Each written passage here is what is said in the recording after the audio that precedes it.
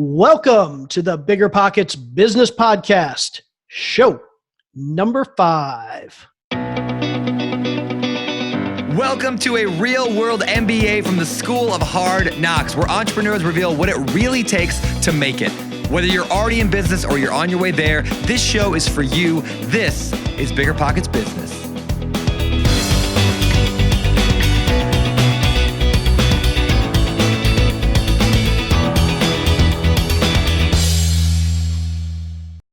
Hey there, everybody. I am your co-host of the BiggerPockets Business Podcast, Jay Scott, and I am here with my co-host, Mrs. Carol Scott. How you doing today, Carol? Doing great, thank you. So everybody, get this. We had something pretty cool happen this morning. We were working on a real estate deal. Go figure, you know, we've done lots and lots. But this one, for whatever reason, we just couldn't really figure out which way to go with it. And that happens every once in a while. So we're like, you know what? We really need an outsider opinion. But this one, it was a real estate deal. We thought, you know, at this time, it really makes sense to get somebody who has a good thought process, who's professional, but doesn't really know a whole lot about real estate.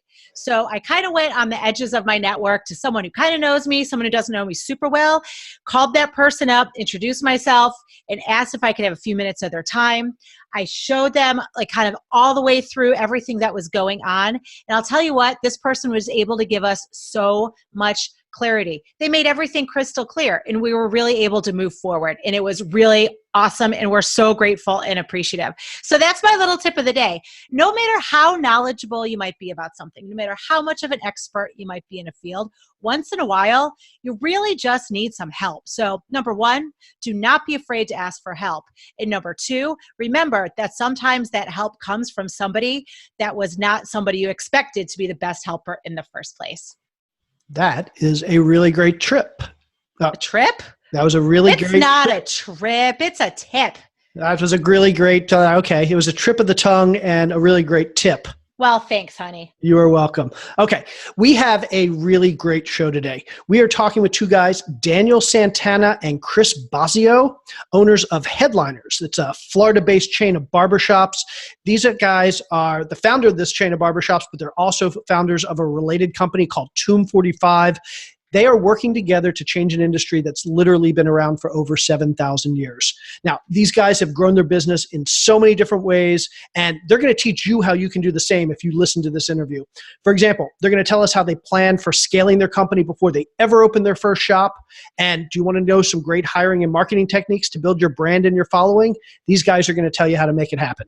Yeah, seriously, Chris and Daniel have had a really, really cool and great journey. So make sure you listen through all the way to the end. They're going to offer some really good tips on how important it is to engage the community. And they're also going to talk about how they've done it all while still putting their family and their personal life first. And that's something really good for all of us to remember as entrepreneurs. So we're going to mention so many different things throughout this interview, and you can find out a lot more information in our show notes. So to find the show notes, just go to biggerpockets.com/bizshow5. That's biggerpockets.com/bizshow5. Now, without any further ado, let's jump into our discussion with Daniel and Chris. Okay, let's welcome to the show Daniel Santana and Chris Bossio. How are you guys doing today? Doing great, man. Happy to be here. Thanks so much for joining us. I've been really looking forward to talking with you. We've watched lots of videos on both of you. We've learned a lot about your shop, and we're excited to hear it from your perspective. And I've learned a whole bunch of stuff about cutting hair the last 2 days as well. That's really cool. So, Daniel, Chris, first, let's start with a little bit of background about you guys. Can you introduce who you are and where you come from and how you kind of got into the barbershop business? Yeah, I guess I'll start. So I was playing college basketball, and I had a roommate who was cutting hair in his dorm. And when you play basketball in college, you can't get a job. So you're like broke. And this is during the recession. This is '08. So my parents lost their businesses, and I didn't have any money, and I was in the middle of nowhere, Kansas. And I was just saw my roommate, you know, cutting hair, making a bunch of money while I'm starving, you know. So I got homesick. I transferred over to a school in Florida, and you had to sit out a year when you transfer. So I decided I was going to go to barber school and learn how to cut hair. Fell in love with it. this is around the same time. It's funny that I signed up for BiggerPockets for the website. I was working at Arby's, and I was just trying to figure out a way to, change my life around and not struggle financially anymore. And I just, started doing some self-development stuff. And I told myself that if I was going to do this barbering thing, I needed to own the businesses. I needed to start businesses within that niche, within that industry. And so that's how I got started with barbering and meeting up with Danny and Perez. So on my side, it's interesting. Not the profile you would expect to be in the barbershop world or in the barber world, but after something in the area of almost 14 years in the business world, expatriated in Argentina, almost 2 million miles flown on a single airline by the time I was 32, running multi-million-dollar teams, multi-million-dollar deals. I had a friend I had met since before puberty, and he was struggling as a barber. His barbershop owner was a stereotypical barbershop owner, if you will, and we set up a shop together. Originally, it was just alone, and then I kind of enjoyed it. I met Bossio. That was the first barber that came over to that shop. I was still doing some work with in the corporate world, had a gig with a couple of VCs, and ultimately, what I realized is this industry is full of extremely driven, extremely intelligent individuals who just didn't have a formal education, and I wanted to jump on their wave, man, because they definitely helping me out. So I was very lucky to fall into it, and that's ultimately how I got into the barbering world after starting my life off as an engineer, systems engineer on the techie world, business development in the corporate world, Airplane Joe for many, many years, suit and tie, and now it's sandals, t-shirt, and hair. So that's awesome. So you guys teamed up as a partnership where Daniel, you brought the business side of the equation, Chris, and I guess you have a third partner, it sounds like, and Chris and the third partner, you guys brought the operator side of the equation. It sounds like a match made in heaven. It's definitely an E-Myth circle, circle there between different teammates. A lot of growing pains. Just as much on Bossio's side, coming over to this side, he's an extremely quick learner, willing to read or listen, depending if it's an audio book or a paper book, as needed for us to sync up. And while I have not cut hair, I feel like I could after watching many of his videos at this point. That's awesome. That's very fun. So I'm wondering, you mentioned, like we said, we have the operator side, we have the business growing person side, and you mentioned there's a loan in there somewhere. So talk to us a little bit about, you decided this might be a good business to start. Did you think you were going to start with this one shop, or did you have a bigger plan from the get-go? It's really interesting because in reality, the shops are called Headlines Barbers, and we at the beginning, we used to joke that we were like the barber rehab. Yeah, we would bring in barbers that were working at stereotypical barbershops with owner shops. It was a complete lifestyle situation. When I built up a business case, tried showing our third business partner, which isn't here today, Perez, how he can go get an SBA loan. He went to a couple of different banks, tried to get an SBA loan off of the business case I had built in with my experience.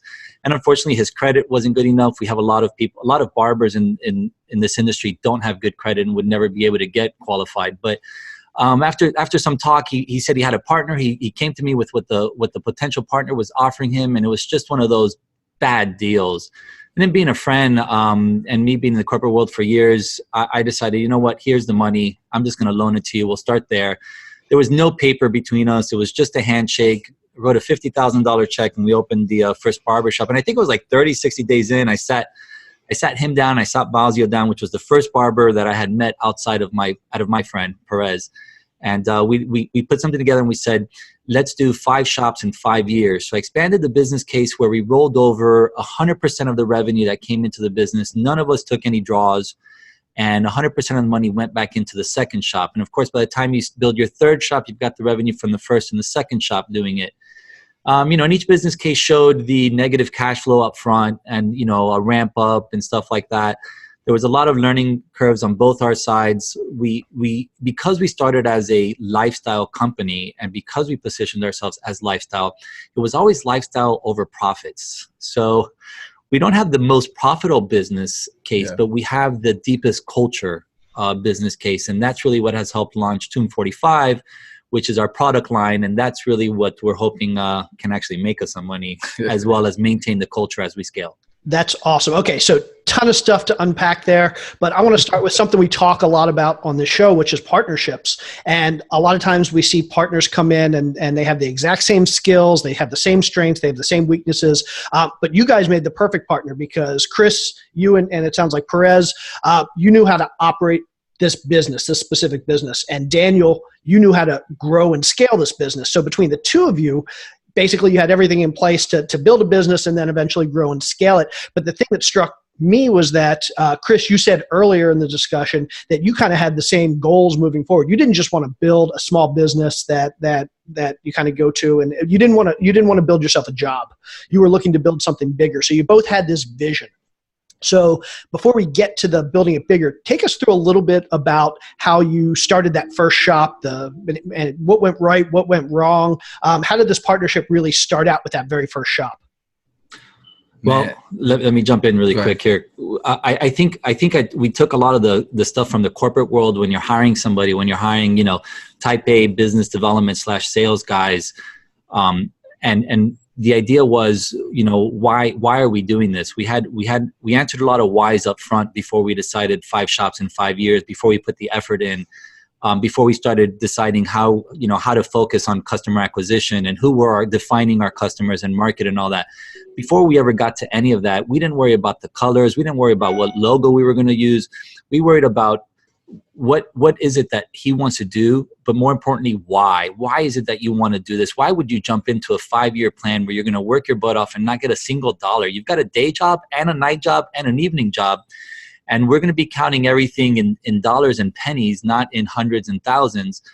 And the answer ultimately was lifestyle. And then when we sat there and we thought about it, and and the rest of the other partners, all of us got together, we ultimately decided that we were all willing to make the same sacrifices for the lifestyle first and foremost. I'm going to interrupt you for a quick second because you've used lifestyle several times, and I love that. But can you define in your words, because everybody has a different idea of what a lifestyle business is. In your words, what were you trying to achieve with the lifestyle business? Yeah. So basically, as a barber, the hours that are put in by a barber are 10 a.m. to 6 p.m. or 7 p.m. or 8 p.m. on a daily basis. That's 5 days a week. Plus you've got Saturdays. That's not a 9 to 5 where you can pick up your kids at work and go, and you've got some flexibility because you can make your own schedule. But a lot of barbers like to say, I make my own schedule. No, they really don't. It's really a lifestyle in the sense that this is when we, from the corporate world, a lot of us that are listening consider our 9 to 5 and, our after hours, our kids go to sleep, we jump on our laptops, we put in some extra work. That's typically what we see. But in this blue collar world, it's really a matter of putting in those hours day in and day out on the weekends and sacrificing so much family time that if you don't thoroughly enjoy going to the barber battles, if you don't enjoy going to the barber shows, if you don't enjoy going to the get-togethers, if you don't enjoy doing the events for the cancer societies like we've done, cut hair for free. That's one of the questions we ask all of our barbers that are coming on board. Would you cut hair for free? If you can't enjoy that part of it, then that's not the lifestyle. The lifestyle is thoroughly enjoying the part where you realize that the impact you're giving to anybody who sits in your chair, the conversation you have with anybody who sits in your chair, that's what I interpreted as the lifestyle. What about you, Bossio? It's funny because I feel like in the barber culture, or just like we like to say that the barber culture is hip hop, it's fashion, it's cutting hair, it's all the same culture. It seems like the popular belief is just grind. You got to grind. You got to put your head down and you just got to work. You got to work all day, every day. And one of the things that struck me early on in as we were building this, because that was my mindset, one thing that struck me that Danny would tell me is, but you got to enjoy the process. We have our destination, but we have to enjoy the journey as well, because you only have one life. So when we put lifestyle as a priority, it's, are we really able to spend time with our kids? Are we really able to enjoy this? Because so many barbers, they work so much that they work themselves to the point where they don't have passion for what they do anymore. It was like the best analogy I usually give is when I played basketball in high school and AAU, I loved it. It was so much fun. But once I got into college, they would tell me every day, earn your scholarship. This is your job. And I hated it. I started to hate basketball. And that's a feeling I never want to have with what I do in business or in barbering or in life in general. Yep. That's great. And I love that it sounds like the two of you have proven that if you do business right, that in a business that typically is not amenable to this type of lifestyle where you can have passion and love what you do, but still be with your family and do the other things that are important outside of that, that you have managed by making the right choices, by growing the right way, that you don't have to choose, that you truly can do both, right? So it sounds like that you've really kind of changed. You're starting to really change the way the industry is working by the way that you've put things in place. And I think that's a really cool accomplishment. Thank you. That's nice. So, okay. So back to, you decided you need to open a store. Your very first one. How'd you go about doing that?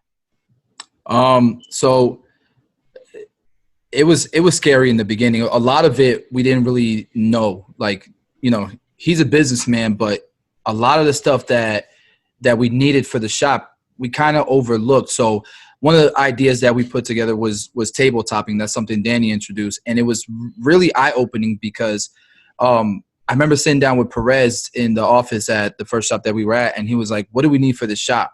Open the door and look around. What do we need first? And things like floor mats, things like garbage cans, you don't really think about. And so we didn't realize how much money we were really going to spend to open up this shop. A lot of barbers, they just think it's, barber chairs, a station, and we're good to go. And so that was eye-opening, going through that and seeing, damn, we're running through this money pretty quickly. Really quick. Yeah, it's amazing. Like, let's say you want to open, 10-station shop. A lot of barbers won't put a power strip in their business case or in their cost concepts, even if they don't write it down per se.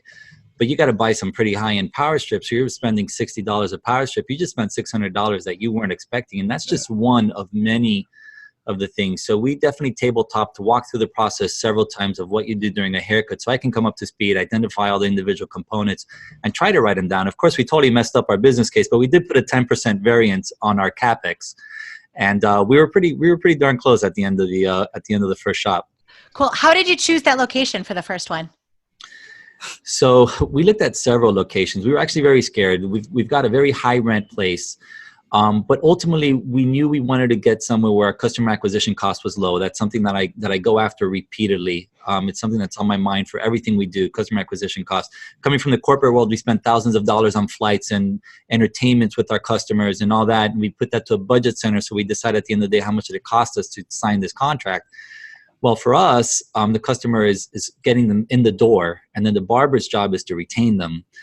Getting them in the door, for example, we wanted to be next to high schools, next to junior high schools where the customer acquisition cost is low. We wanted to be as close as possible to a gym, and this is a very large LA Fitness. The same plaza we're in has a very large LA Fitness, and we said, you know what, we're gonna bite the bullet, and I'm gonna sign this personal guarantee. And it was scary with that location. I think that was like our fifth choice because the plaza is actually not facing the main road. It's actually the back of the plaza facing it. So that was super scary. Sure. The demographics, the street traffic was something that was advertised by the landlord, but it was not something that would definitely affect us. But the demographics in the area were good. The LA Fitness Plaza was good, and ultimately, it's a model we kept as we expanded. I think 4 of our locations are in a LA Fitness Plaza. You think about gyms, people who want to look good and they go to gyms, so it was sure. a priority for them. Yeah, it all just kind of fits together, right? Yeah. I love the fact that, and Daniel, I was on your Instagram earlier today, and so I've noticed you've posted some things like spreadsheets for how a barbershop, for other people that might want to start a barbershop, how they can actually do the numbers to create like a profit and loss statement and kind of model out what it would take to open a barbershop. So I love the fact that you guys, like from the beginning, it wasn't just let's open a barbershop, see what happens. You actually sat down and thought about this. You thought about your location. You thought about the demographics. You thought about customer retention. You thought about the CapEx, which is capital expenses, all the big equipment that goes into the store. You thought about all those costs. I assume you actually created a budget, a spreadsheet that said, if we have this many people cutting hair and we get this many customers per day and they pay this much and our costs are this much, at the end of the day, week, month, year, this is what our profit's going to look like. And you actually did all that before you went out and you started building your first shop. Oh yeah. I calculated NPV. My first spreadsheet, I sat down with Perez and Bossio, and they just scratched their head, and I realized that this was going to be a journey. So we dumbed it down and then built it up. And at this point, I'm pretty sure Bossio can build his own fairly complex business cases. And it's one of those things where as a barbershop owner, we started defining different things. I defined our customers as both the barber and the person getting a haircut, which was a different concept than, and it took a while for us to sync on that, if you will. But the barbers ultimately pay us. We took the again, going back to the lifestyle term, the lifestyle method, where we wanted to give the individual barber an opportunity to make more money as long as we made our rent. Basically, if we can recover. Our business case showed a 36-month break-even point, and we weren't like getting a real ROI until like month 48. So we built out 48 months, and at that point we stopped. I think we've been in business for 6 months, and it's been fantastic to actually build that out. We've been trying to do that, or Boz has been trying to convince me to do the business classes for years. So we decided upfront, maybe not upfront, but definitely once we decided to focus on the expansion, that we needed to provide value upfront through education. And again, customer acquisition costs. We defined as barbershop owners that our customers were also the barbers. And the barbers, we needed to acquire them just like we would acquire any other customer. And we wanted to attract a higher level of barber, a higher caliber of professional. And we did that by putting out education and increasing our pool of, addressable market, basically. And the addressable market grew quite a bit because they knew who we were and they wanted to come work for us. That is huge. That right there, I swear you read my mind, because I was going to ask you about this. We're on your first shop, right? And you figure out your customer acquisition, but clearly you need people to serve those customers. So how'd you go about getting them? And it sounds like by providing education, right, that you were able to do that. So how many barbers did you draw into your shop, and how did you set up their payment structure or their share rent structure? And can you talk to us about how that worked out? And also how you guys differentiate, because I know a little bit, reading your story, I know a little bit about what you did here. I'd love for you to talk a little bit about how you guys basically changed the way you do things compared to much of the rest of the industry. Yep. Yeah, I think it was just putting the barber first, like Danny was saying earlier. We started doing a whole lot of YouTube videos and putting content out there, and it was a blessing because we started getting barbers who probably weren't the best at cutting hair, but they were moldable, they were teachable, they were ambitious. And with our channel, we didn't just educate, but we also inspired and motivated barbers to step their level up of barbering. Like, because I think a lot of barbers, they think of barbering as just kind of like a hustle. They don't see it as a real career. And so we wanted to change that mindset for the new generation of barbers. And that's been amazing for us, because just like when I read Rich Dad Poor Dad and it changed my entire mindset and how I think about money, I think we're doing that a lot for the new generation of barber. And that's what's helped us get all these new guys in. But you also have to invest into them. You also have to spend time training them and teaching them how to cut hair and teaching them how to save their money and teaching them how to make more money. And we've set up, a pay structure pretty much that amplifies that and elevates them to be able to do the best that they can in our environment.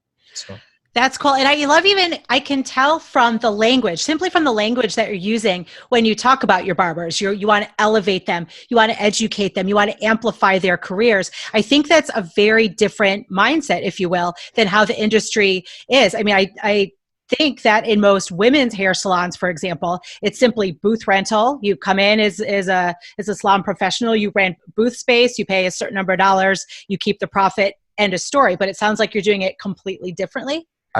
Danny jokes all the time that we're terrible businessmen, because businessmen would see what we do for our barbers and say, you guys are crazy. Right. And that goes back to the whole lifestyle thing. Well, and it's long-term vision, right? Yeah. Short-term Right. vision. We turned down so many barbers that would walk in and want to work for us. And I mean, we would ask some pretty horrible questions of the barbers and insult them. And if that was an issue, then we knew that was going to be a problem. If you couldn't answer why you wanted to work in my shop, other than we have great traffic, other than I hear you're the up and coming shop, then they weren't listening to what we were saying. What we were saying was that we want to not dominate the industry. We want to elevate the industry, and by elevating the industry, they will follow us. There's a lot of fake leadership in this industry, a lot of guys that say they're leaders, but the thought leadership is only from a few different people. and those people are respected and thought of in the industry as leaders, as true leaders. And sometimes we give it up. It was nice to be able to say for a couple of years that we didn't need to manage the income. These guys were living off of their haircuts. I was living off of my previous money from the corporate world. And of course, that was nice. The 2 or 3 years where we were able to completely reinvest 100% of everything worked really well for us. And being able to say, no, I'm giving up my $1,600 a month in free cash flow because I'm not hiring these 2 guys because they don't fit our vision. That was really nice. And I think that if you built that into your business case and you built that into your concept, into your vision, and you stick to your leadership thoughts and you don't give up for it, you don't give up, you don't sell your morals and your thoughts for the cash flow, then you can ultimately reach your destination, whatever that may be, right? That's awesome. And another thing I saw that it struck me that you guys are doing is you're aligning incentives amongst everybody in the business. So like Carol said, in a typical barbershop, and it's not just women hair salons, but also the barbershop I go to, everybody's renting booths. And so all these barbers are competing with one another. So if I walk up and I say, I want to get my hair cut by Jane, Mary is over there saying, okay, I just lost his business, and that there's that competition there. And competition's good, but it doesn't, to use your words, it doesn't elevate the business. And what you guys are doing is more of a, hey, we're bringing people in. I don't know if they're technically employees or not. That doesn't matter. But you're basically bringing people in saying, this is a family, this is a business, and we're all striving for the same goal. We're all striving to make the business successful, not ourselves as individuals successful. And that's great. That alignment of incentives is good for the business. Yeah. Well, it's that gig economy, right? So in the gig economy, everybody's out for themselves. They want to catch that next ride. They want to catch that next customer. But in reality, what ends up happening in the barbershop world specifically is barber owners will overexpand because their rent is their rent. And of course, there's all kinds of analogies we can use that you have to pay your rent regardless if you were there or not, which is the situation for many barbers. But that's really where the downfall in the industry is. If you set a rent without providing any income to the business, then the business can't strive. And the individual barber is a business, and we want them to survive so that we have longevity. We have barbers that have been with us for 7 years. 5 years ago, we built a flyer that said we have like 6 or 7 barbers that have gone to open their own barbershops. And then in big parentheses, in massive font, we put, and we're proud of it, even though they opened across the street from us. Because that's really, they're not going to affect me per se. They're not going to affect us. They're just creating more of the same culture where the barbershop world can be seen as somewhere where I can take my kids. I've got a 13-year-old daughter and a 6-year-old boy, and I want to be able to walk into any of my barbershops and make it happen. Okay, so you had all this. No, I'm going to actually ask you a question about that. How did you know? What was the tipping point at that first shop where you said, yeah, this is working. We've got something good figured out here, and it's time to move on to another? Yeah, so the first couple of days, we thought we were going to go out of business. What? Oh, whoa. Everything went wrong. Everything that could go wrong went wrong. Power went out. I'm in the middle of a haircut. Power goes out. My clients would call out of work. Like we were scared like crazy. But I would say we started attracting some barbers, like we said earlier, that were abused in the barbershop that they were currently at, and they came over and they brought clientele with them and their passion with them. And then from there, it just started snowballing. And I would say by year one, by the end of year one, we felt like we had something. We felt like we had something, and we were ready to move on to and open the next barbershop. Very cool. How many barbers did you have at that first one? I would say we opened the second one when we had 10 barbers. Probably. So you had 10. So you had 10. So go ahead, Jay. I was just going to ask, did you have a plan for when you were going to open that second one? Was it so we get 10 barbers and we open the second one, or we get a year in and we open the second one, or was it just natural organic growth? No, it was the cash on hand row on the spreadsheet. So when the cash on hand was enough to justify the next business plan and still provide a cushion for the original shop and all that jazz, once we felt we had enough cash on hand, as I said, it was rolling over month to month. That's basically when it went in. If for some reason we all decided to put in a cash injection, and by a cash injection, I'm talking like $2,000 each. We're not going to put in $15,000, $20,000 each to make it happen. Then we would do that at different times for different shops. But for the most part, it was the rollover from one shop 1, shop 2, shop 3, into the cash on hand account. And then once that cash on hand was enough, that's when we would jump to the next one. That's cool. And then when it was time, when you did have enough cash on hand to do that next one, were you able to apply a lot of those initial things that you did from the first shop, or did you find that you made significant changes when you went to shop 2? The shop 2, we actually got creative and we tried something different. We did so good with the first shop and it worked, but then we deviated from that and we decided we were going to try to change, be innovative. That's always been our thing. We wanted to be different. And, we wanted to bring in, complimentary beer, have the barbers dress up nicely. We wanted it to be like a higher end barbershop. And, our customers just didn't want that. And we found out that after 6 months of trying that, we had to change it up and go back to what was working.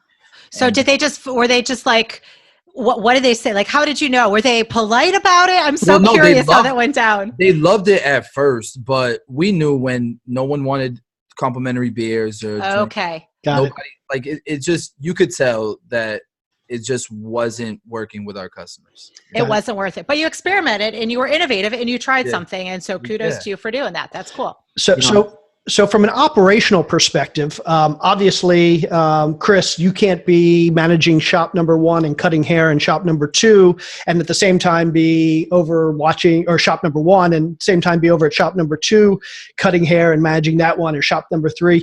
So at some point, did you have to transition from cutting hair into a manager role, or how did you cover the management of each of these shops? The second shop, I definitely had to be the leader in the shop, and I learned a lot through that, managing, other people who believe that they're their own bosses and they're independent contractors. And it's really hard to manage those different personalities as well.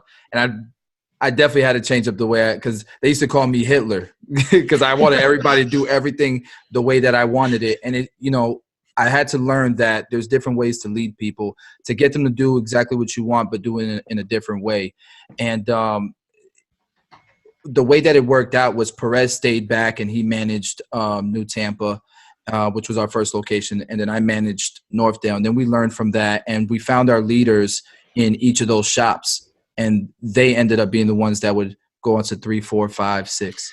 Yeah, from a macro perspective, from my perspective, and not being in the day-to-day operations, trying to teach my management model to these guys of hands-off macro was interesting. I'm the kind of guy that says we go north, and if we're going northeast, that's okay. I try to nudge more towards the north. So I'm definitely not that sniper. I'm much more of a shotgun, if you will. A lot of my pellets and shots miss, but then you've got the managers that are very sniper, and they take 3 months to make a decision. That's definitely not the style and the concept that I was after. I left the corporate world specifically to get away from some of that. And, from that perspective, when you're looking at the business case, you've got to put, I'll use the spandex CEO's term here, oopsies, right? So you're going to have some oopsies and you're going to talk about them, and you got to put some money aside for these oopsies and know that they're going to happen. I remember Bossio and I had a heated discussion one time on how good this direct mailing was going to work that we were going to do. And, we were going to do it the least expensive possible way. We went out and sorted our own postcards. We did the rubber band on them, and we dropped them off ourselves and did all that. But sure enough, it didn't work. But what you learn there, and what you learn from allowing your individual managers as you scale to find themselves and then nudging them in the direction of the vision, and losing some barbers, some really good barbers along the way, because you're invested in that management team. No different in the corporate world. You're going to lose some employees, but you've got to invest in your managers, and you've got to invest in your partners, so that they can then realize the confidence that they have in their leadership and in their thought, and that it's okay to lose some money. It's okay to lose somebody. It's okay to lose a resource, if you will, make some mistakes, and then learn from them, as long as we're all going north.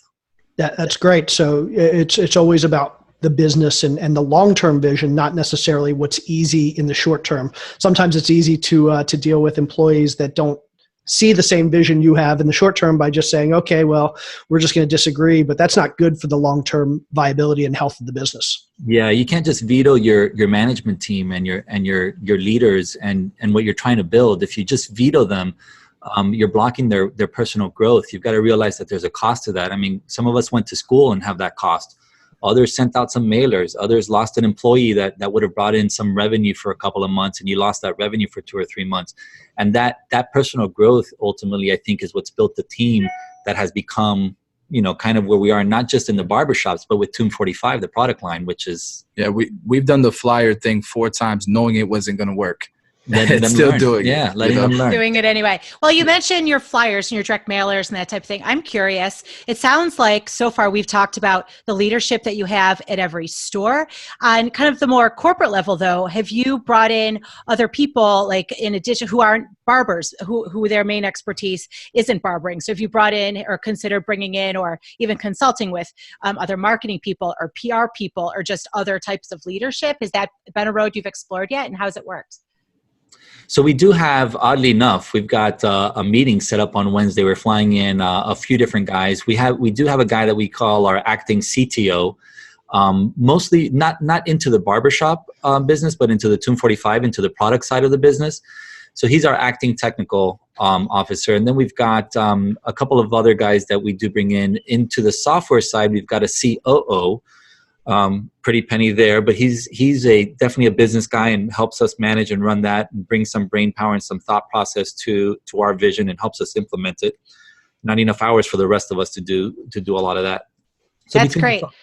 So in the software and the product company, we have brought in marketing, technical, and executive support. That is awesome. And that is, again, that's something that is, I think, completely unheard of in your type of industry. So you are really so innovative in this. It's really cool. What other marketing efforts do you have in addition? I know you have a YouTube channel. Do you think that is drawing a lot of customers as well as barbers? Are there other channels that have been really effective for you in gathering those people? Yeah, we have a team that we call Tomb Squad. And it's just a group of influencers that we're friends first, right? We all have a very common vision and common ideas of where we want the barber industry to be, but we also happen to be influencers. And, the name came out, I don't know how it came about, but that's what they call us now. And it's probably me and maybe like 4 or 5 other guys that we like to say we influence the next generation of barbers. And so I think that's our biggest draw of as far as customers and followers and supporters.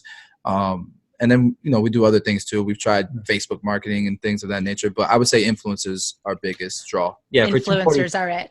Yeah, for Tomb 45, that's definitely true.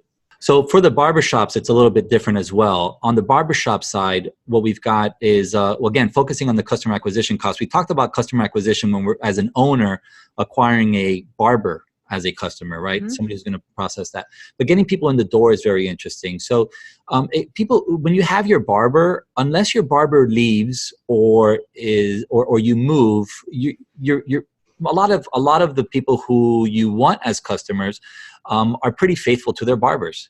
So to get them to change is rather expensive. So what we did is we focused on the young crowd. Basically, when your child tells you to stop taking them to Supercuts. When a kid stops letting mommy and daddy take them to Supercuts and wants that fresh cut from the barbershop, that's what we went after. So we went after the middle school kids, the high school kids. It got to the point where the sports director for the 2 different counties in our region knew us by name. They would call us and say, hey, get us some more Gatorade. We know how much Gatorade you can fit on a pallet because we would buy it by the pallet, put our names on it, drop off 2 bags of Gatorade at each high school in the area. At this point, we have 7 shops, so it's quite a few high schools and middle schools. And say, hey, if you want more, here's my business card, call me. We would love to support you. Instead of dropping off a whole box, that way we generated a conversation. We met the football moms. We met the basketball moms. We used our relationships from the people who sit in our chair at Beef O'Brady's, at the other restaurants, and said, hey, this football team needs a meal sponsored on Friday. We'll pay half of it or give it to us at a really good deal. And then we bought the meals and we took them the game day meals. So by influencing the middle school and high school kids in these sports and in the band and stuff like that, that gave us the expansion, if you will. We never gave discounts. We're not a big fan of discounts for acquiring customers. Like coupons and stuff. No coupons ever. I think that's horrible. I don't want that customer who's chasing the discount. I want that customer who sees the value. And so what we did was we gave the coaches free coupon codes. And we told them, listen, we want you to give this free hair coupon code to your MVP for the week. Don't give it to your quarterback. Give it to the guy who got good grades, to the guy that had to walk home, because he didn't have a ride. And that really worked for us. I mean, that really helped us generate a relationship with the community into different middle school and high schools. That's awesome. That really humanizing touch that really builds relationships and ultimately drives your business at the same time. Right. Yeah. For Tomb 45, it's definitely Tomb Squad. Yeah. For the barbershops, it's much more local and micro. It's the barbershop, we say it all the time, it's the community hub for a lot of areas, a lot of communities. And if our barbers aren't giving back to the community or creating a relationship with the community, and it starts with schools, it starts with parents, it starts with kids. If we're not doing that, then what's the point? And if I may, I'm going to give a shout out to True Hair Culture. It's run by this guy Tony Suarez. He is a manager at our St. Pete location, and he after spending I think 15 years in jail, turned his life around, and is now running this True Hair Culture, which basically uses all of its profit to help at-risk youth. And sometimes he goes to the schools, he finds the kids who can barely make it, he gives them rides to and from school, he buys them tools as needed, and that's definitely something we're happy to support. And that's I think that level of community interaction is definitely helping us. Yeah. Absolutely wonderful. Awesome. Okay, so now let's jump ahead. We've talked about the first store. We've talked about expanding to the second store. I assume at this point, you guys have gotten this down to a science. You have your spreadsheets. You know what it's going to cost. You know how you find your locations. You know how you find your barbers. You know how you find your customers. And so I assume over the last few years, you've just kind of grown this.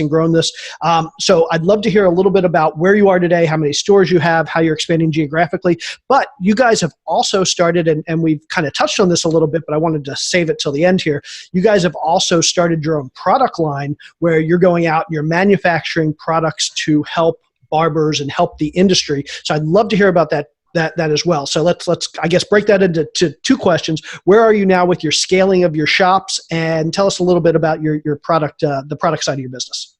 You want to start by telling them how we accidentally opened our last shop? Yeah. Go ahead. Yes, please. We have to hear that now.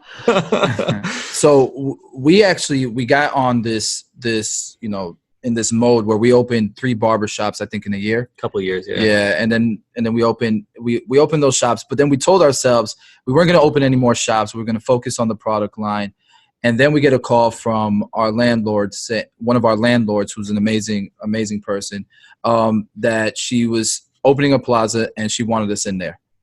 And so we said yes and ended up opening this barbershop. I'll let you explain kind of the details. Yeah, so basically, we established a relationship with a couple of different landlords who would basically call us. And that's how we ended up going on a rush there at the end. I think like at the end of year 3 through year 5, we went on this crazy rush where the CapEx wasn't as intense. The tenant allowance was being provided was much better because, they weren't used to barbershops that paid their rent on time, that elevated the traffic to their salons, that got good responses from the neighbors, that didn't allow, if you will, a riffraff of clientele to hang out in front of the door and stuff like that. So because of that relationship was established with the landlords. They came to us, provided a lot more tenant allowance than normal, gave us much more favorable lease terms. Offer we couldn't say no to.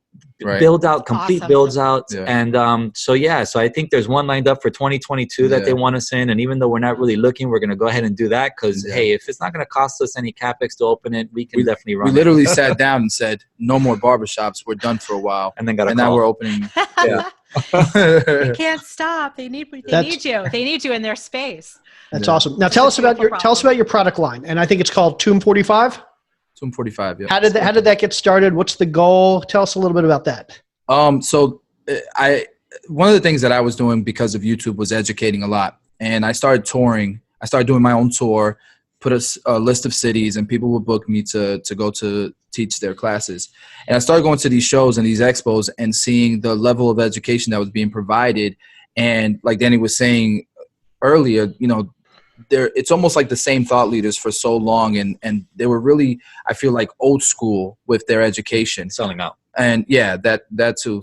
And so we wanted to go to the shows and start teaching, but then we found out that there's a cost in that. When you go to these expos, you got to pay them to do free classes. And so we needed to figure out a way. Yeah, we needed to figure out a way how to fund this. And so I talked to my subscribers and I told them, what I wanted to do and how I wanted to help them physically, not just through video.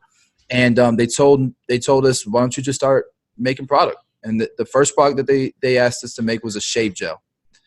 And we made that shave gel in our kitchens in a bowl with a hand mixer. You did not. Yes. Oh gosh, please. Well, Really? Has the time expansion passed for the FDA to still come after us? Hopefully not. But like literally hand labeling, hand pumping, hundreds and thousands of bottles of shave gel to Hundreds and thousands. Wait a minute. Wow. From your kitchen? Hundreds and thousands from your No, kitchen? so it started. Thousands. It's thousands. Yeah, thousands. Wow. So I sat Yeah. my wife down and I mentioned to her, babe, I need you to understand that these boxes are going to be in this garage for the next 5 years. Okay. This is something that Bossio really wants to do. Yeah. I think it's something we need to support. It's one of those things that you're going to invest in your leadership and invest in your management. And you know what? This whole training situation, education team is really going to get us out so that we can get more barbers. And my wife is like, great, but what's going on in this kitchen? Yeah. That So, is amazing. so we thought of a name, and one of the things I wanted to do was stay true to what we were about. And so, barbering started during ancient Egyptian times. It's one of the oldest professions that's still around. And back then, you weren't given a tomb or proper burial unless you were royalty, a priest, or super wealthy. But there was a barber named Barber Mayet who was actually given a tomb. His tomb number was 45. And I found this guy because I was trying to find the most successful barber ever. I couldn't point to one. There's no one to look up to in the barber industry like there is in any other industry, right? And so, this guy has a statue in the Museum of Pennsylvania. And, it showed me that where barbering started, it was respected. It was a real profession. And the culture I wanted to build was bringing that back. Yep. And so, yeah, that's how we came up with the name. That is so cool. That is such a good story. While we're on stories about naming things, I think I got a little glimpse of the story about how the name Headlines came about. And I think our listeners would love hearing that. Can you share it? Yeah, that's a funny one. We were in the barbershop, and Perez wanted to name it some name that we're embarrassed to talk about. Oh, yeah. Oh, sorry. Okay. Yeah. National Fade League. He doesn't like people knowing about it. But we're coming up with names, and then we hear the song that Drake made, Headlines, come on. I'm like, you know what? That'd be a really good barbershop name. And I know he heard me, and we talked about it for a little bit, but I didn't think he was actually going to go get the logo made, and a couple of days later, I'd be looking at a logo that says Headlines. So that's how we came up with the name for the barbershops. Very cool. And I love how your logo, you mentioned earlier, it kind of all comes full circle now when you're talking about who your target market is with all the middle schoolers and the high schoolers and that whole community. It really looks like your brand very much reflects that. It's very almost comic book like. So it kind of it's cool and hip and fun, yet still very professional all at the same time. And it really reflects like raising people up in those communities. It's a really good fit. Thank you.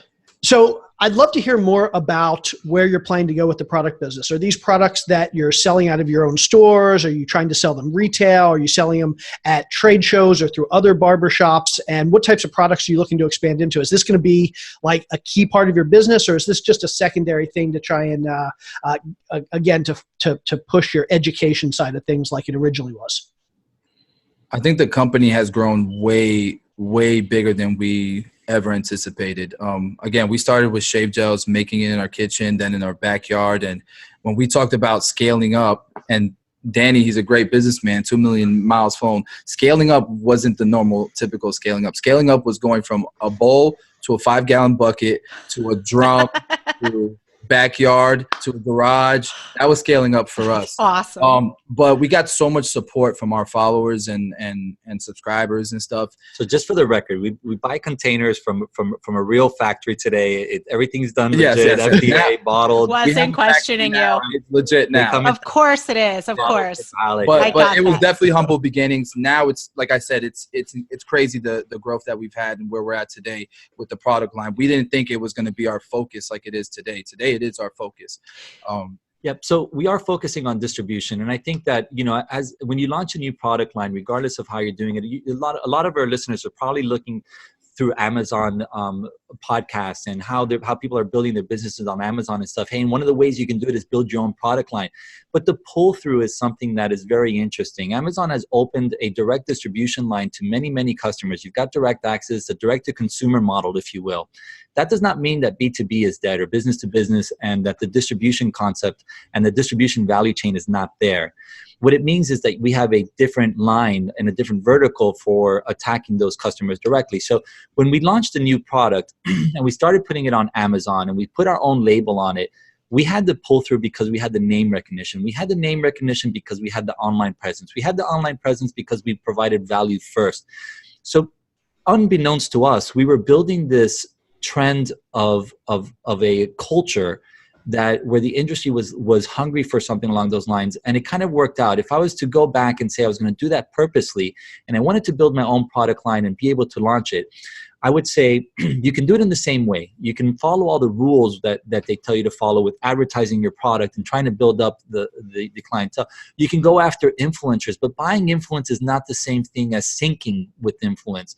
The synergetic views of the influencers and the team that we call our core team, and that actually have the same vision, that is what creates the strength for the brand. So we do have a direct line distribution to the consumer, either direct to the website, which we have a decent amount of volume through, and Amazon. I would say that today that accounts for 50% of our business, and then the other 50% of our business is probably through distribution.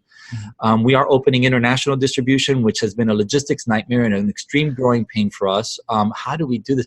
Wait, especially when you consider that that our strategy is both direct to consumer as well as distribution.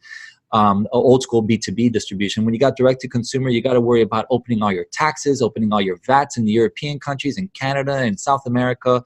So it is all of that. The main thing with our growth and our growth strategy is through innovation. When you look at our shave gel bottle, which was, we'll start with the first product. Bossio brought me the shave gel bottle, and I'm like, this doesn't look good on the shelf. There's no way that this is ever going to sell. But when a barber sees the shave gel bottle, they've never seen it before, they're like, this is fantastic. Why didn't somebody think of this before? It's so obvious to them. It's clear, so you can find out when you're running out, as opposed to opaque, which when you know you ran out is when you go to pump it for the last time and there's nothing there, kind of like a shampoo bottle. That's when you know you run out, so you have to go out and buy something. Here, you know when you're running out, you're good. It's got an applicator nozzle, so you hold it upside down, shake it. You can get 100% of the product out. Because you can get 100% of the product out, you're not cutting the bottom of that pump so that you can scoop it out with your fingers because you've run out at the last minute. And there's so much innovation in a very simple package that I was just blown away. We even colored the gel green because green stands for rebirth in ancient Egyptian times. So everything we did was on purpose. When we look at the next product, you want to talk about the razor handle? Yeah, so our second product. Sure. The razor handle was interesting because we see things in different perspectives. I'm in the shop working, and he comes in and he looks at our behavior in the shop. And one of the things he noticed was you have these razor handles and you put cartridges in them. But barbers, they want the razor that sits in the cartridge to be exposed or non-exposed or medium exposed. Why don't we just include all the cartridges in one package? No one's ever done that before. There you go. It's one of those things. It's like one of those seen as TV products where you're like, why didn't I think of that? Yep.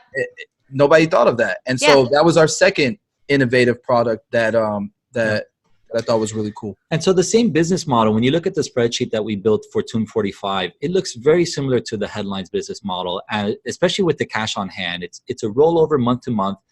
There's a lot of learning curves when you're talking about myself and the rest of the team. Nobody on the team had managed inventory and the logistics and shipping, online shipping, and none of that. So there's been a learning curve with that, and we still messed that up quite a bit. Fortunately, we've never run out of product for long periods of time. We're out of gel right now and back ordered, but I think we're going to be out of gel for 10 days. So I think we're going to survive this one as well. And that's happened a couple of different times. So we're running right on the edge of logistics. But I think that as we look at the real fun part of what we're doing and where the money's coming in and what we're looking at down the road is definitely through innovation that fixes a problem. So it's not a commodity.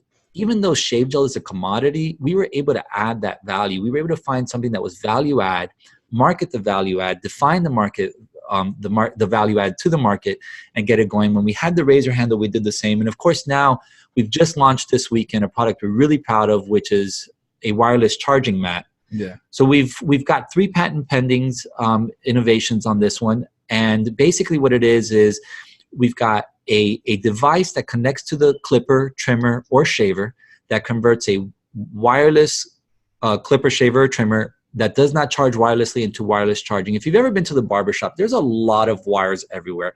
And I keep my house fairly clean and neat. And when I walk into the barbershop, it's like, oh gosh, what is all these wires everywhere? But they need it because they need to plug in. So towards the end of the day, their battery's dying down. They plug in. They've got this rat's nest. They're cutting hair with this crazy rat's nest rattling around everywhere. But if they could charge throughout the day, it would work. So we innovated an input device, a conversion device. We were able to get a patent on that, or patent pending on that. We were able to. I would have brought it if I knew we were going to be on video. Like it's beautiful. It's a mat that lays on your barber's counter. He puts the attachment to his clipper, lays his clipper down, and it's charging. He's never going to have any issue running out of battery. It stays on. Like it's a game changer for the industry. It is. It's just so cool listening to all these stories.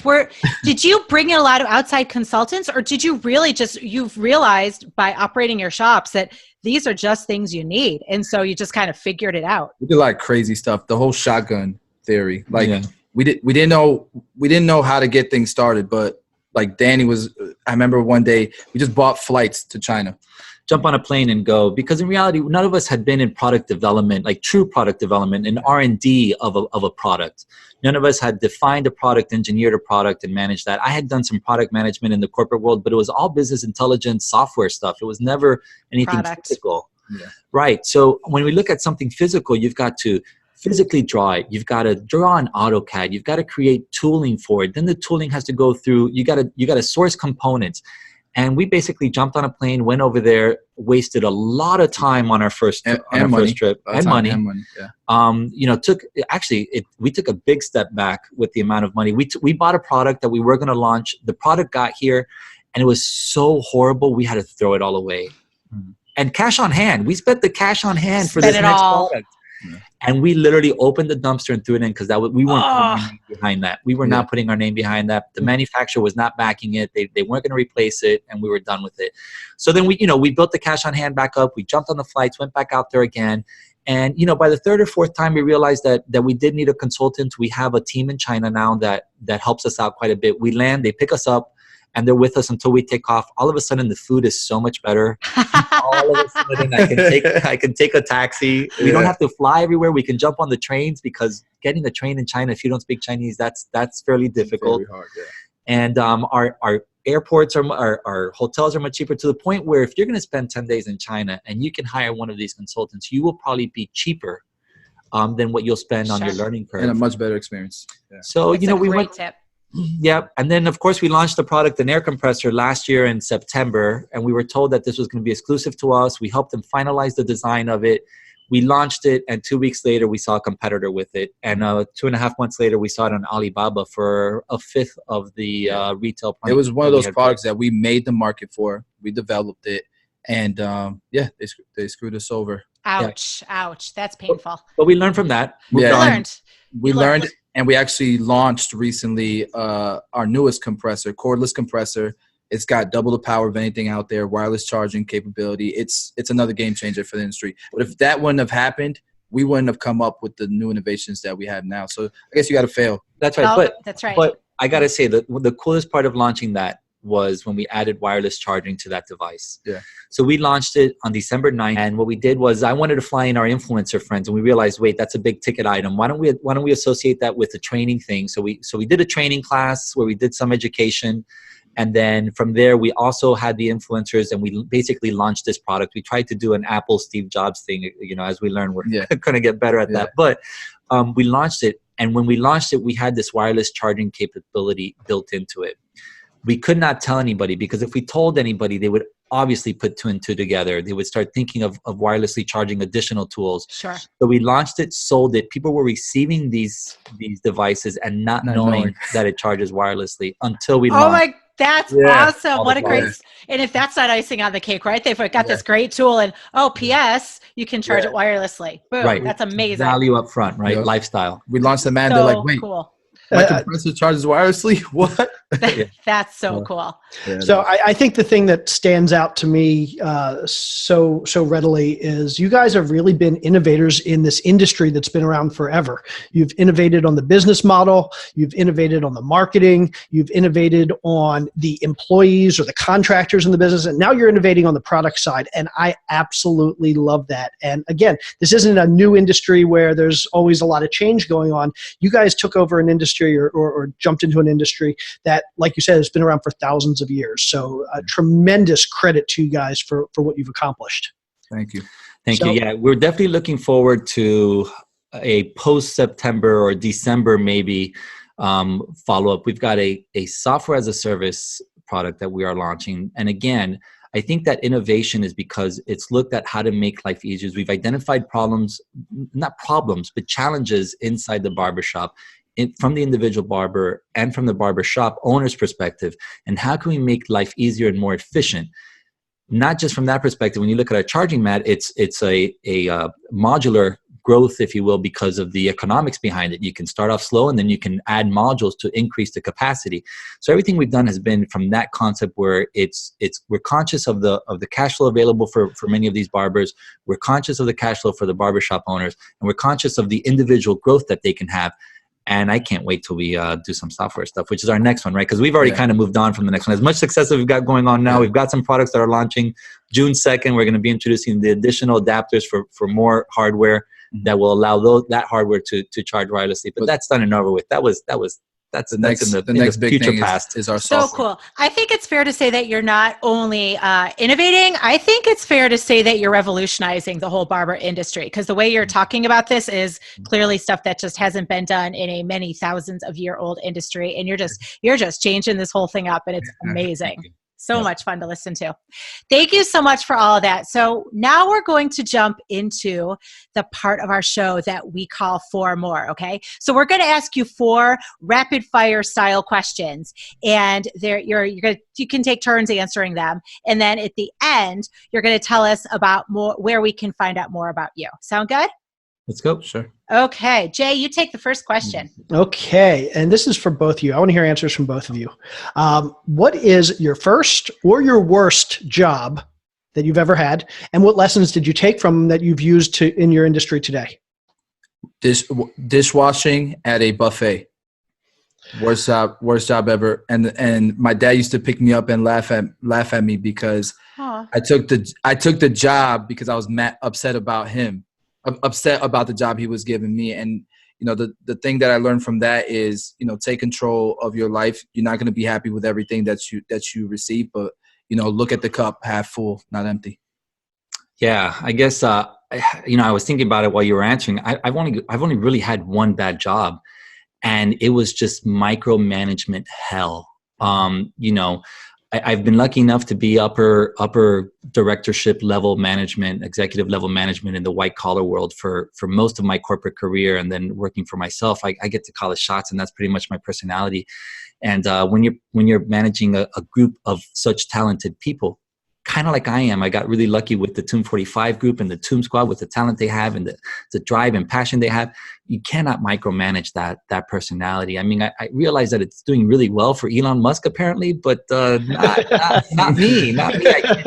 I can't do that. I can't be managed like that. And it was micromanagement from hell. And it was very late in my career. It was a gig that I was looking forward to. I'm a nerd at heart, and I wanted to do some cybersecurity stuff. And I wanted to play with it. So I took a job, and 3 months later, I had to tell him to go. What I learned was basically reinforcement from that yeah, I'm definitely macro, and my style and my beliefs are much more macro management styles than micro. Love it. Okay, next question. What's an opportunity along the way that you've said no to, and do you think it was the right decision? A lot of sponsorship offers with bigger companies. I didn't sell myself out. I wanted to be able to give an unbiased opinion on all the products that I used, anything that I was doing. And honestly, not taking these sponsorships when I feel like a lot of people would, or the culture in the barber industry, they kind of look up to that and decide, no, we're going to build our own thing. We're going to do it ourselves because we can create our own platform. And I think that was the one thing that turned out that I'm happy I did.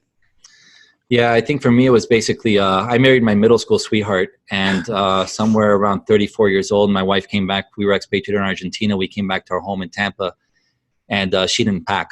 She was done. She wasn't going to expatriate.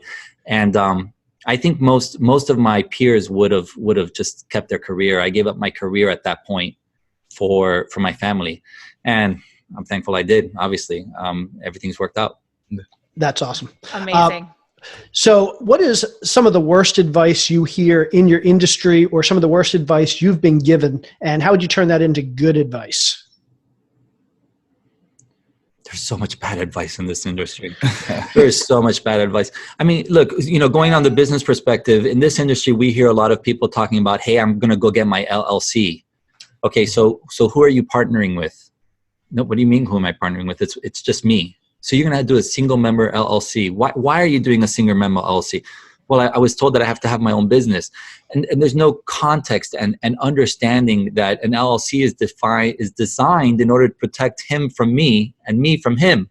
It's limited liability from your partner, not from your customers, people. There's piercing the corporate veil. Come on, you still need insurance and all that. So there's this misinterpretation of business setup, which is the very first conversation you have, and from there, unfortunately, it goes downhill.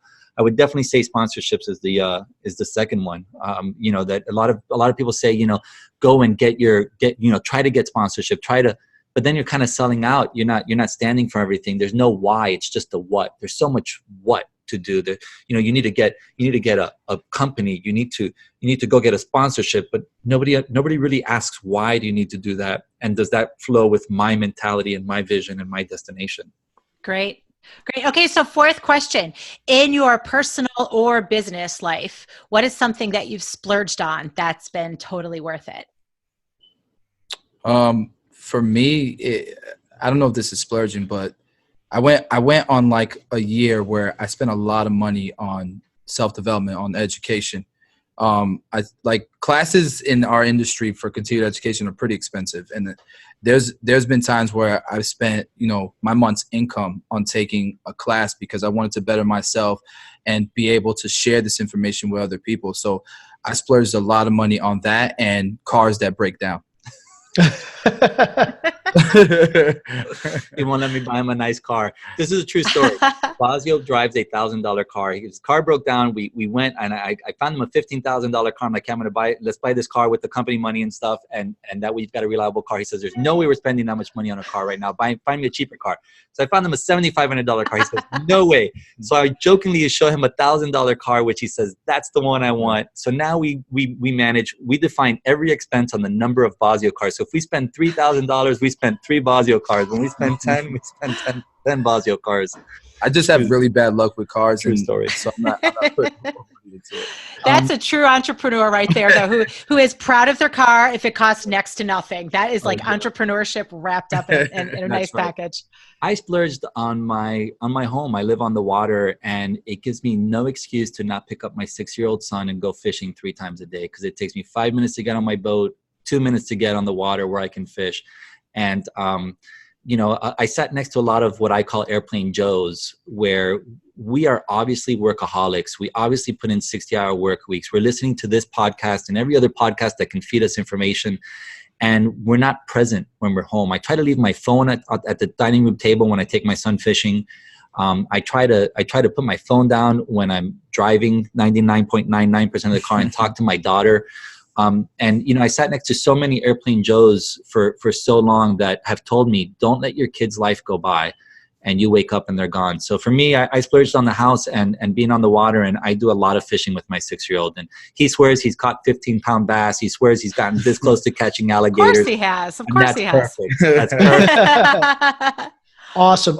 Well, thank you guys so much. Daniel, I think you wanted to mention a little honor for Chris. I am super excited. This weekend, we attended the world's largest barber expo dedicated to barbers, known as Connecticut Barber Expo. It's put on by a fantastic person, Jay Majors. He's definitely elevating the industry. We're very proud of where it's going. And we did the first ever Barber Grammys, which was just put on fantastic. I mean, it was done right. It was elevated. It's something that the industry is going to look forward to. The cosmetology industry already has something like this. And now we've got something like this too. So the first ever barber Grammy was won by Chris Bossio. Yeah. For Educator of the Year. Congratulations. That is amazing. Yeah. He almost got emotional on stage. He was right on the edge. I almost cracked, but I held my composure. Yeah. It was just amazing to get some recognition for. And I can imagine this. Do you know how many people are in this industry? Oh, no, we don't actually. I mean, we don't, but there's a barbershop in every corner here in Florida. I mean, it's got to be a ridiculous number of people. I mean, that is a huge honor. Congratulations, Chris. Congratulations. That is wonderful. That's awesome. Okay. We want to take this last piece of the show, and I want to give you guys an opportunity to tell us a little bit about where we can find more about you, how we can follow you on social media, how our listeners can get in touch with you, and most importantly, how we can buy your products and visit one of your shops. Yeah, so for me, I'm all over social media. I'm on every platform as Chris Bossio. You can just look up my name and I'll pull up, especially YouTube. That's where I spend most of my time, and Instagram. And then the website, you can find us at tomb45.com. All of our products are there. And then we have an app. We didn't even talk about the app. But we have an app, Headlines Barbers, that you can go and you can see all of our locations as well. And then Danny just started becoming an influencer. He signed his first autograph the other day at the expo. And so he's on social media now. Yeah, so our industry is in need of some basic business education. So I'll be putting out some very basic stuff and then hopefully building it up. The more complex we get, the more we'll lose people. So we need to keep it basic and eye-opening. But yeah, tomb45.com. I'm on Instagram as @tombdoc. But Tomb45 is spelled as Tomb Raider, but Tomb45. Yeah. And that's where you can find us. We are on Amazon as far as North American markets go, and we are expanding internationally at this point, hopefully in the next couple months. And our the Tomb45 Instagram is official Tomb45. That's right. Official awesome. Tomb45. Excellent. And all of your shops are in, we didn't, I don't think we even mentioned, you mentioned New Tampa at one point, but all of your shops are down in Tampa, Florida? In the Tampa Bay area, yeah. Awesome. Awesome. Can't wait to come see you guys. Cool. Thank you so much, you amazing barber revolutionaries.